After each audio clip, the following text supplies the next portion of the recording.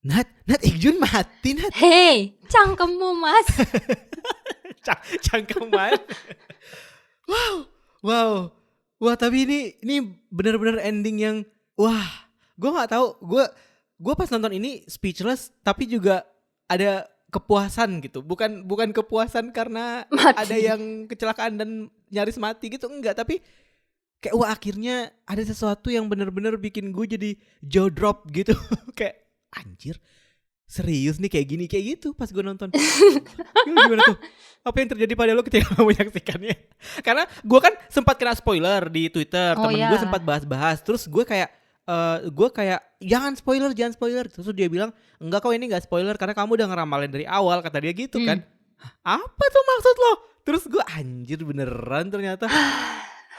Karena sejak dari awal episode itu tuh nggak tahu ya, seingat gue dengan ingatan gue yang agak lemah ini tuh, kayaknya episode ini yang paling menyenangkan deh. Iya. Yang paling banyak hal-hal yang yang lucu, yang mengharukan, yang menghangatkan. Tapi pas banget di scene sebelum yang Dr. Bong terima telepon maut itu, scene-nya si Gom-Gom kan, Gom-Gom kesayangan gue, akhirnya si Sokyong berani buat maju tak gentar kan. Itu bagian itu gue sampai ulang 3 kali gitu sambil senyum-senyum. Nggak sampai berapa detik gue langsung apa-apaan ini.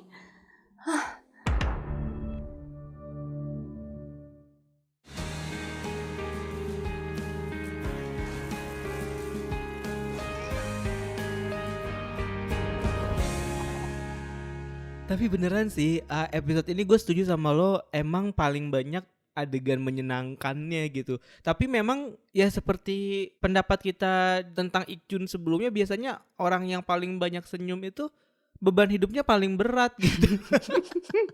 Terus bener aja, terus tiba-tiba plotline dia yang paling apaan nih? Apa maksud lo? Gila dia, apa sutradara udah gila.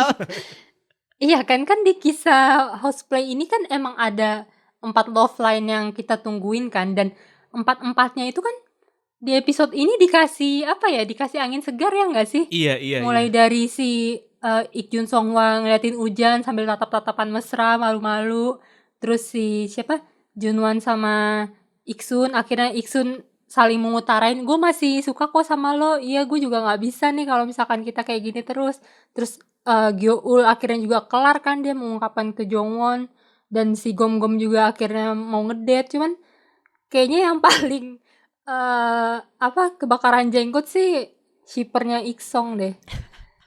Tapi Gom-Gom juga ini sih meresahkan sih, gara-gara yang katanya pengen ke US itu kan. Tapi kan paling juga ke US paling kan nggak lama kan, kayak ibarat kata episode terakhir season 1 pas Iksun bilang dia mau ke Inggris gitu, maksud gue kayak kan paling juga nggak bakalan yang gimana-gimana banget gitu.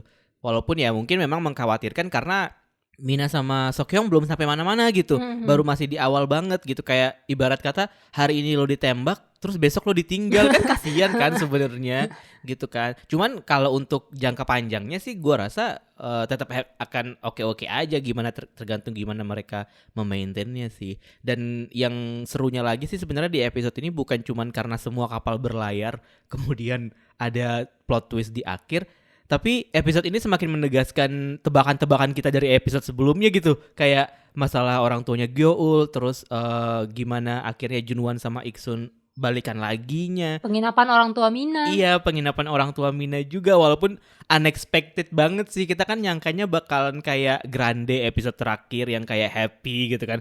Ternyata malah fokus ke Junwan sama si Sokyongnya, tapi juga penting juga buat Minanya sih. Iya, dan tapi menurut gue penginapan orang tuanya Mina ini baru teaser sih. Kayak mereka pasti akan balik lagi, karena kayak ya ampun, mereka udah gitu cuman gitu doang, nggak mungkin sih. Iya sih. Kayaknya mereka bakal balik setelah renov selesai. Iya, itu kemarin juga gue sempat kepikiran itu. Aduh, Naila, kamu tidak apa-apa? Iya sih, gue juga kemarin sempat kepikiran gitu, kayak masa sih cuman segini doang, kan ini udah sebuah plan yang kayaknya ditaneminnya sejak lama gitu. Bahkan sebelum mereka berangkat pun sempat diungkit-ungkit lagi juga kan, yang mereka klub hiking segala macam itu kan. Jadi gue rasa ini akan jadi satu yang penting sih, cuman mungkin memang belum dan baru teaser sih belum. Dan masalah orang tuanya Mina yang ketuker tuh itu gue udah ketebak banget sih asli, udah gue yakin ini pasti ketuker nih. Ini kayak cuman lucu-lucuan doang gitu sebenarnya. Iya, gue juga nyangka sih. Cuman yang gue nggak nyangka adalah gue baru relate. Oh iya bener ya, Junwon itu kayak beruang kutub ya. Satu beruang biasa, satu lagi beruang kutub. Tapi itu kenapa ya? Kenapa Junwan dibilang beruang kutub? Apa karena dia Karena dia tinggi, kurus, dingin kali. kayak tadi gue bilang, sebenarnya adegan di penginapan itu memang bener-bener khusus pengen mendedikasikan penggambaran hubungan Seokyeong sama Junwan gitu loh. Maksud gue kayak ya mungkin selama ini kita pikir ya mereka temenan, ya udah temenan aja gitu, dan mereka nyambung satu sama lain, tapi kemudian kita diliatin gimana nggak nyambungnya dua orang ini gitu kan. Kayak itu juga jadi paralel sama si pasien yang donor liver kan Iya, sebenarnya. iya. Kayak emang mereka sedekat itu kah sampai yang bisa mau donor dan segala macam, bahkan sampai yang kita dicari pembuktiannya gitu, kayak bener nggak sih ini orang dekat satu sama lain gitu. Kayak gue juga baru tahu sih ada proses itu sebelum donor, ternyata emang agak ribet segala macam. Tapi ketika gue ngobrol sama lo ini, gue baru ngeh, oh ternyata Junwan sama Seokyeong itu buat ngasih sudut pandang lain dari hubungan si pasien Iya. rupanya. Dan kayak sengaja banget gak sih? Secara fisik tuh disamain gitu. Kayak yang satu agak pendek bulat, yang satu tinggi kurus gitu. Iya betul. Gue ada terharu banget tuh waktu yang si bapak gembulnya ngomong, iya nih tahu-tahu kita udah temenan aja selama 30 tahun, saya sampai muak sama dia gitu kan. Terus si Jun yang, kalau gitu kenapa ngasih liver ke dia? Terus kata si bapak gembulnya, iya soalnya kalau dia nggak ada saya nggak punya teman main lagi. Kayak Iya sih itu benar sih. Dan gue nggak tahu apakah adegan itu akan overshadow ke ending episode ini oh my gitu. god. Oh my Karena kayak pasien itu cuman satu loh sepanjang episode ini, cuman satu pasien doang yang difokusin. Tumben Dan ya. lekat banget sama tema persahabatan di Hospital Playlist ini menurut gue gitu. Makanya gue pikir kayak nanti kalau misalkan kecelakaan itu separah itu, berarti memang harus ada salah satu dari mereka yang juga paling tidak mau berkorban gitu. Nggak tahu sih, tapi dalam bentuk apa pengorbanannya, bisa jadi pengorbanannya nggak sama, bisa jadi nggak yang sampai donor dan segala macem. Tapi ya itu tadi kayak mereka pengen kasih lihat bahwa ada orang di luar 5 dokter ini yang punya hubungan persahabatan sampai 30 tahun seerat itu, sampai mereka mau rela ngedonorin livernya gitu. Wah. Nah gue rasa itu sih yang bakalan pengen ditampilkan sama si sutradara, bahwa ya kita lihat nih kalau misalkan 5 orang ini ada di kondisi antara hidup dan mati, salah satu di antara mereka siapa yang akan berkorban duluan gitu kalau menurut gue. Wah gila, gue jadi speechless. Iya kan, itu kayak ya, makanya kayak tadi lo bilang ini episode paling menyenangkan, tapi sebenarnya enggak juga gitu. Iya. Ya ini akhirnya sangat membagongkan, kayak lu abis dilus-lus tiba-tiba lu ditendang gitu loh. Jujur kayak abis ditembak di hari ini, besok ditinggal ke Amrik gitu. Gue baru kepikiran sih pas lo ngomong itu, kalau soal ada kemungkinan case utama akan masuk ke dalam cerita donor. Karena kan emang yang kita tahu sepanjang episode ini memang selalu orang lain kan, pasien kan yang donor gitu. Kayak ya bukannya nggak mungkin gitu kalau sampai case utama juga akan dibuat cerita soal donor gitu kan. Iya, karena sebelumnya kita kan sebenarnya nyangkanya Iksun ke Ikjun kan. Ingat nggak yang waktu episode Iksun itu yang gue bilang kayak ada shotnya Ikjun yang selalu disorot itu dari depan si miniatur liver itu, terus di belakangnya juga ada poster liver. Gue awalnya kan emang cuman bilang kalau kayaknya itu overshadow-nya Iksun gitu. Tapi ternyata setelah episode ini malah gue berpikir lagi, jangan-jangan sebenarnya itu clue buat Ikjun justru gitu. Karena jadi ironis kan, dia dokter yang sering menangani pasien-pasien dengan liver dan donor, dia kena cuy. Gila. Itu kan kayak wow, itu baru plot twist sih menurut gue. Iya. Terus yang donorin siapa? Ini calon adik ipar. Nah, di sini makanya jadi agak ribet karena harusnya kan donornya Iksun, tapi Iksun kan lagi sakit. Iya, dia juga butuh donor mungkin suatu saat nanti. Gak bisa kan, makanya nah disitulah makanya jadi agak susah nih nyarinya gitu. Disitulah karena kita tuh nggak pernah diceritain ada kerabat lain kan dari Iksun dan Ikjun gitu kan sepanjang 2 season ini gitu. Kayak di situ makanya bakal jadi pengorbanan dari si 4 teman dia yang lain sih gitu. Tapi kalau lo lihat dari segi ukuran badan, yang jelas Seokyeong nggak mungkin karena kan beda banget ukuran badannya. Jadi pilihannya antara Junwan kalau nggak Andrea sih kalau menurut gue. Junwan sih kayaknya yang paling memungkinkan. Tapi lu udah yakin banget nih kalau yang akan masuk ke IGD itu si Ikjun? Nggak tahu sih, gue feeling aja kalau dibilang yakin atau enggak sih gue nggak tahu. Tapi dari adegan terakhir yang sedang tidak ada di lokasi yang kita lihat gitu, yang maksudnya yang sedang yang jelas-jelas dikasih tahu gitu kan, dia bilang kayak ia lagi mau pergi ke sini gitu. Tapi ini tahu Junwon juga lagi mau ke Itaewon, Iya lagi sih mau ya, bisa happy-happy jadi. kan. Terus nanti Jaehak nyesel kenapa aku tidak mencegahnya. Oh iya sih, iya juga sih. Tapi gue nggak tahu, cuman gue feelingnya sih Ikjun sih, karena kenapa? Karena soal lagu juga sih, soal pilihan lagu sih. Kalau menurut gue, kan yang lain sempat bilang kayak, aduh kenapa sih kita harus nyanyi lagu ini gitu. Yang lain kan nggak suka, karena mereka harus pakai baju kulit, celana ketat, kulit segala macem kan. Jadi mereka nggak suka sama pilihan lagu itu. Tapi Ikjun kan ngotot tuh mau nyanyi lagu ini gitu. Jadi ya seperti teori lo yang sebelumnya, kalau Songhwa nyanyi itu pengen mengungkapkan isi hatinya, kalau Ikjun mungkin mengungkapkan takdir. Jahat banget. Aduh, tapi iya sih bener sih. Gue sih juga beratnya ke Ikjun. Walaupun mungkin bisa jadi cerita juga kalau misalkan Junwon yang kena, terus kayak dia jadi kayak couple sesama, ya udah kamu nggak usah minder nih, aku juga hati aku udah rusak sebagian gitu. Anjir, sedih abis. Cuman lo inget gak sih kayak ada satu keparalelan antara mereka berempat ini, kayak dari yang waktu itu Mina bilang kalau dia suka sama kamu dia pasti akan datang kok ke sini gitu. Terus itu kan dimulai dari pas Gyeol sakit kan, dia kan ragu Jongwon suka gak sih sama aku, taunya Jongwon kan segitu khawatirnya kan waktu Gyeol sakit. Terus habis itu si Mina waktu Mina sakit juga si siapa namanya, si Beruang langsung datang kan, menandakan bahwa iya dia suka kok sama lo Mina gitu. Habis itu juga masuk ke scene-nya si Iksun. Waktu Iksun masuk emergency juga kan, dia kan mungkin keadaannya waktu itu udah berpisah kan. Mungkin dia bertanya-tanya kayak, Junwon perasaannya gimana ya sekarang, apakah dia masih suka sama gua atau dia marah benci. Taunya Junwon juga langsung nyamperin kan. Nah ini tinggal pasangannya Iksong nih yang belum ada adegan ngunjungin ke emergency room. Menurut gua kayak Ikjun kan selama ini kayak Songhwa sebenarnya gimana sih, dia mau nerima gue apa enggak. Nah di sini mungkin bisa akan jadi scene Songhwa tuh langsung kelihatan segitu menyesalnya gitu loh, kayak dia akhirnya oh iya ya Ikjun tuh ternyata sangat berarti buat gue gitu. Dia mungkin akan tertampar melalui adegan ini sih. Maaf banget nih buat Iksong hater di luar sana ya.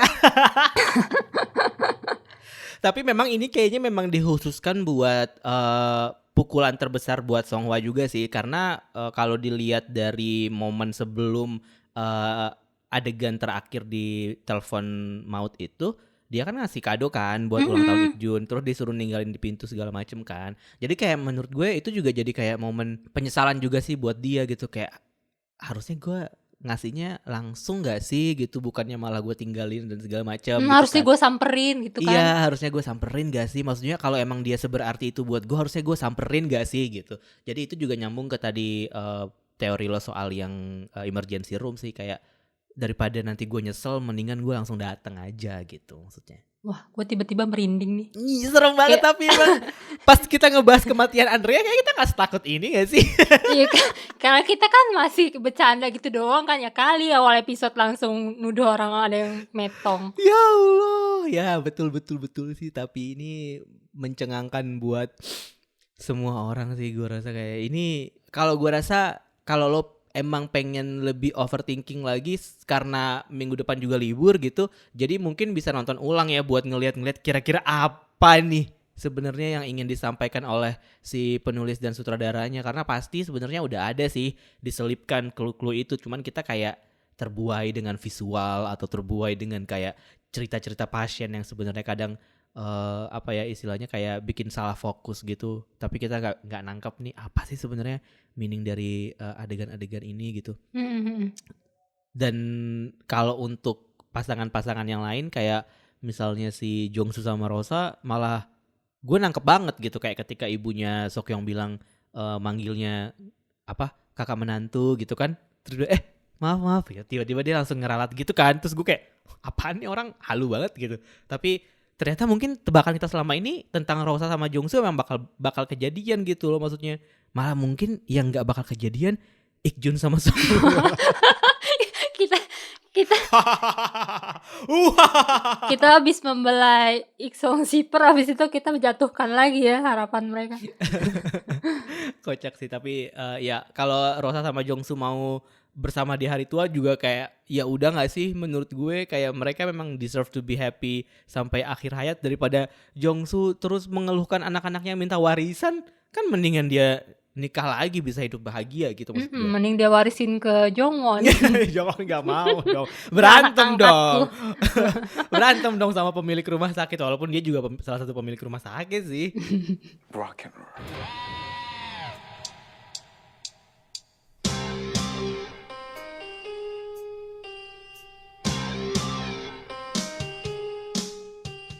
Gue keinget obrolan gue soal ibunya Seokyeong, gimana caranya dia supaya bisa nerima Mina itu loh.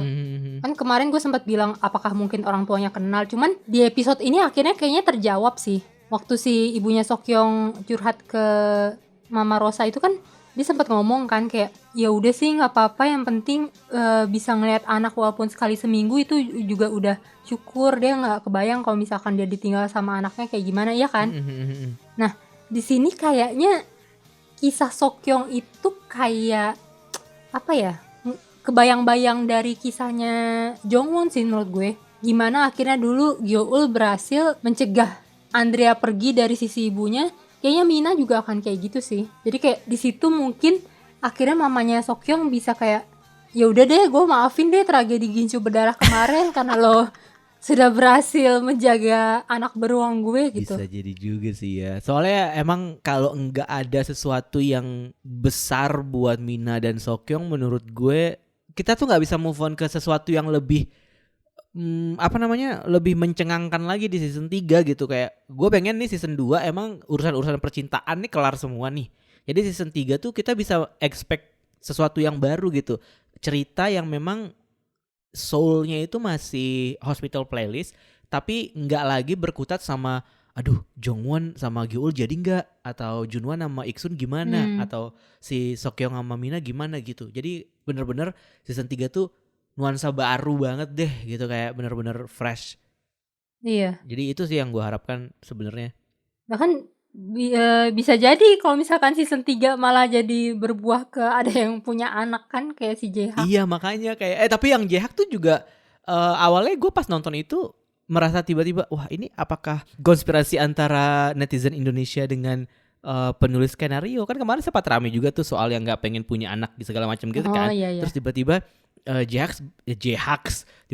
Jae-hak bahas itu, tapi ternyata nggak cuma sampai situ sih, ternyata ada plot twist lain di situ gitu. Gue juga nggak nyangka sih kayak Jae-hak akhirnya bakal dikasih cerita sepenting ini, karena dari kemarin kan Jae-hak muncul untuk ngelawak kan, untuk ngegodain Junwon doang kan. Apalagi yang pas dia di sofa berdua itu, yang kayak Jae-hak mau curhat nih, cuman si Junwon kayak emang aku harus penasaran gitu kan. Enggak, gue gak peduli gitu. Cuman Jae-haknya terus ngobrol gitu kan. Gue kira sekedar kayak dia manasin Junwon bahwa lo tuh butuh pasangan hidup lo biar gak sendiri gitu. Ternyata malah dibalik itu si istrinya udah dikagetin soal hamil, dikagetin lagi soal kanker payudara stadium 2. Itu kayak Jae-hak baru seneng nih, terus langsung Tapi gue ngerti sih, kayaknya gue bisa relate sama perasaan dia waktu itu sih. Maksudnya kalau misalkan kita lihat dari adegan dia sama Junwon gitu kan, dia kan udah kayak tegas banget bilang kalau ya kita nggak perlulah punya anak gitu karena kita udah punya satu sama lain, dan gue seneng sama istri gue karena gue bisa jadi kayak teman sama dia gitu kan. Dan ketika istrinya ketahuan hamil dan juga ketahuan mengidap kanker payudara, itu kayak gue rasa responsnya Jae-hak beneran konsisten gitu. Dia malah jadi nggak selabil istrinya. Mungkin kalau dari sudut pandang istrinya karena kayak ada feel seorang ibu gitu kali yang main di situ ketika dia ngelihat anak dalam kandungannya, dia jadi kayak langsung ngerasa lemah gitu dengan kenyataan dan ada wah gue udah bakal jadi ibu gitu. Iya, Tapi iya. kalau Jae-hak kan emang dari awal bilang kayak Istri gue nomor 1 ya istri katanya. gue nomor 1, dan dia bilang kayak gue udah nyaman dengan kehidupan yang sekarang, dan ketika dia diberikan pilihan apakah lo akan mempertahankan kehamilan atau misalkan istri lo milih anak atau istri, ya menurut gue kalau jadi dia juga gue bilang kayak ya gue milih istri gue sih. Nah tapi universe kan berkonspirasi kan di situ kayak sebenarnya pilihannya nggak mutlak gitu. Pilihannya sebenarnya bisa kok kita mempertahankan keduanya gitu. Dan di sini gue melihat gimana Jae-hak tuh dikelilingi oleh orang-orang yang emang perhatian juga sama dia sih. Kayak Junwan sih terutama. Kayak emang Junwan kan emang nggak punya temen ya, selain kalau gue rasa gitu. Iya. di divisinya dia gitu kan, cuman, dan siapa coba dokter lain yang mau selengean kayak Jae-hak ke Junwan gitu kan nggak ada gitu. Takut Cuman dia Bu. yang bisa gitu. Makanya Junwan pun juga mungkin merasa kayak oh ini mungkin waktunya gue untuk turun tangan untuk ngebantu nih teman gue lagi kayak gini. Dan bisa jadi juga itu inline sama permasalahan yang persahabatan si donor liver itu juga sih sebenarnya. Mungkin kayak tipis-tipis disampaikan di situ kayak peduli apa sih sebenarnya lo sama temen lo gitu, atau ketika konteksnya kayak Jae-hak sama Junwan, yang mungkin Junwan tidak merasa bahwa Jae-hak adalah temen dia atau sahabat dia seperti yang lain, tapi dia juga tidak menutup fakta bahwa di kantor ini gue menghabiskan waktu kayaknya mostly sama dia deh gitu kan. Iya. Jadinya makanya dia sekhawatir itu gitu. Iya, kayak kita kalau ngeliat sekilas-sekilas doang kayak Junwan sama Jae-hak kayak nggak akur mulu gitu kan. Junwan ketus mulu, padahal tiap Jae-hak ada masalah Junwan pasti maju sih. Kayak dulu waktu yang Jae-hak ketipu soal uang rumah itu kan, yang dia sempat masalah apa ya gue lupa, entah mau dipecat atau apa gue gak ngerti. Akhirnya Junwan kan yang beresin masalah dia waktu itu. Dan kali ini juga Junwan tanpa ragu langsung inline sih sama Junwan Jae-hak sama Junwan ke Seokyeong. Dia kan sebelumnya abis berantem kan di penginapan itu, cuman saat dia ngomong sama Jae-hak, udah tenang aja, gue percaya sama Seokyeong gitu kayak. Iya betul. Tapi emang di sini gue salut banget sih sama gimana cara Seokyeong itu sebagai dokter kandungan di sini, nggak cuman sekedar dokter yang ngejalanin tugasnya dia, cuman dia bener-bener kayak kerja pakai hati banget gitu loh. Mulai dari yang gimana dia ngeyakinin si istrinya Jae-hak buat tetap mau punya anak itu kan, kayak mereka dari awal langsung iya dok tapi kami nggak pengen punya anak gitu. Oh ya udah nggak apa-apa nih kita lihat dulu aja ya pergerakan bayinya. Terus kayak ya gue langsung kebayang sih kalau misalkan di posisi istrinya Jae-hak udah ngelihat ada makhluk gerak-gerak kayak gitu di perut gue misalkan, pasti gimana ya? Pasti langsung berubah pikiran lo pasti gitu, kayak naluri keibuan lo langsung muncul ya nggak sih? Iya, mana tega buat ngeaborsi lagi kan, langsung kan si istrinya tanpa pikir panjang, ya udah resepin saya ini dok, terus kapan jadwal saya harus balik lagi, yang kayak gitu kan tanpa pikir panjang. Iya. Bener. Adegan waktu yang Seokyeong muter layar itu juga menurut gue kayak wah di situ Berusaha untuk memutar pikirannya mereka juga gitu. dan dia tahu cara mungkin karena dia emang sudah profesional dan udah lama di bidang itu, jadi dia tahu cara bagaimana nemu titik kelemahan seorang wanita nih gitu. Kayaknya kalau menurut gue kayak oh Anda mau aborsi, ya udah sebelum aborsi lihat dulu ya ini untuk terakhir kalinya gitu kali ya, kayak parahnya kayak untuk terakhir kalinya ini loh tampilan anak Anda gitu. Tiba-tiba kayak nggak jadi deh dong gitu kan. Sama kayak yang pas dia ngebujuk istrinya supaya mau kemo sambil jaga kehamilan kan istrinya kekeh kan, enggak dok takut kalau misalnya kan nanti anaknya kena efek kemo segala macam, yang penting pokoknya anak saya gitu kan, saya rela mati demi anak saya. Terus langsung dibantah kan sama Seokyeong, enggak gitu harusnya mikirnya, anak sama ibu tuh harus sama-sama sehat. Percuma kalau misalkan nanti anaknya lahir terus ibunya langsung nggak ada, itu sama aja kayak nggak bertanggung jawab gitu. Terus kayak iya sih bener sih, malah jadi sedih kan anaknya gitu. Iyalah, itu gue setuju banget sih pas bagian itu. Misalnya momen Seokyeong sama pasiennya kayak selalu berhasil untuk menggelitik soft spot di hati gue. Emang kalau udah urusan ibu anak tuh emang susah sih ya. Makanya di sini di drama ini juga karakter dia kan sebagai anak yang soft banget ke ibunya gitu. Jadi kayak emang udah inline dengan pekerjaannya, dengan kewajiban dia untuk ketemu pasien yang kayak gitu, kayak misalkan istrinya Jae-hak itu gitu. Dan ya dengan kehidupan dia sama ibunya juga gitu. Jadi kayak karakter Seokyeong ini benar-benar kayak dipikirin banget lah gitu, kayak di mana dia harus soft, di mana dia harus berani untuk tegas, dan ketika sekarang dia udah mulai bisa untuk mengatur pikirannya dan ngomong ke Mina, itu juga menurut gue momennya selalu pas sih. Dan kan dari episode sebelumnya kan dia bilang kan kayak gue mencoba untuk menata pikiran gue gitu. Terus baru kita tahu nih sekarang kalau ternyata ya pikiran yang ditata itu ada Mina di situ, terus ada liburan hiking yang gak jelas gitu. Terus juga ada It's My Life yang ternyata menyebalkan ujung-ujungnya. Sama yang soal Amerika sih, tapi yang Amerika gak terlalu banyak dibahas juga sih ya. Kalau di preview sih kayaknya ya episode berikutnya bakal ini sih, dia terbuka sama si Jongwon. Ngomong-ngomong soal Jongwon, menurut lo Gyeol gimana tuh? Alasan kenapa dia memutuskan untuk nggak cerita ke Jongwon soal keluarganya dia. Secara sosial budaya gimana tuh? Secara sosial budaya gimana tuh? Kayak drama Korea kayaknya banyak juga nggak sih yang mengangkat hal itu, yang kayak soal keutuhan keluarga gitu kan. Kalau misalkan mau nikah tuh kayaknya sensitif banget isunya gitu. Nah, si Gyeol merasa krisis di situ gitu. Gue coba jawab pakai teori Pitagoras ya. Pitagoras emang teori. Itu sebenarnya udah sangat kejawab melalui adiknya Gyeol sih.